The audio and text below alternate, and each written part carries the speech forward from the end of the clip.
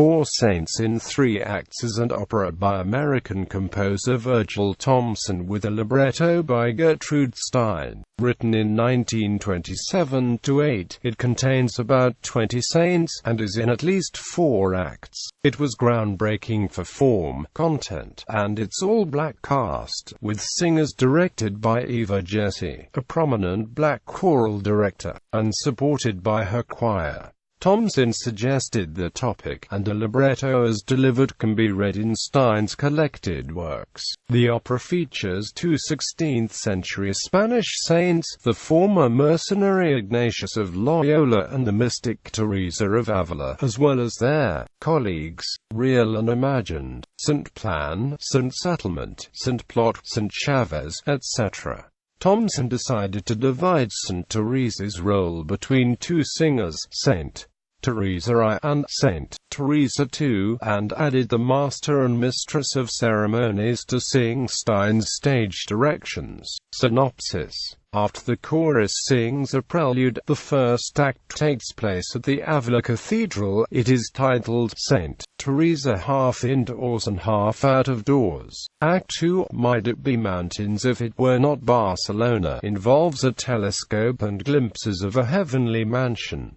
Act 3, Saint Ignatius and One of Two literally, is a picnic and contains Ignatius's famous aria, Pigeons on the Grass, Alas.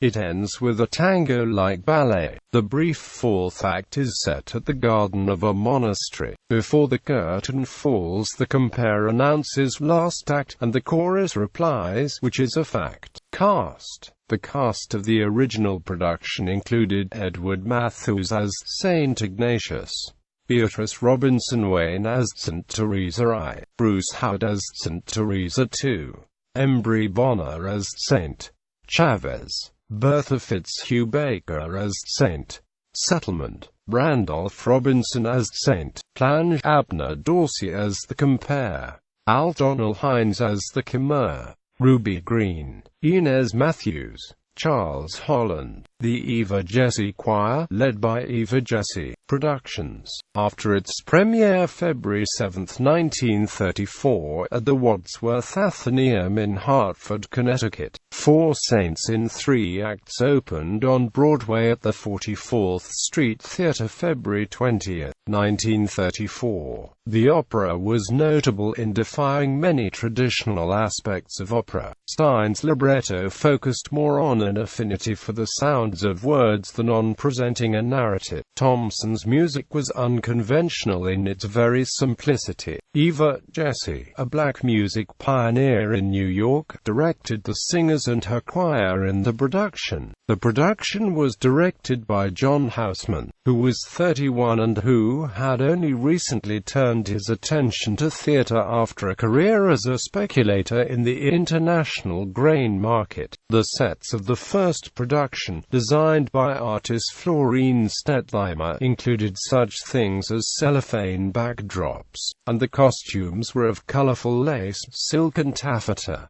Frederick Ashton provided the choreography. Also considered unusual was the portrayal of the European saints by an all-black cast, for which there was no precedent in American history. These unconventional elements led to a successful and well-received first production. While critics were divided, audiences accepted the fantasy world created by the singers, who vividly conveyed the words and melodies given to the saintly characters. The opera would be performed later as a concert oratorio, as in the 1942 and 1947 radio broadcasts. Stage performances were produced in 1952 and 1973.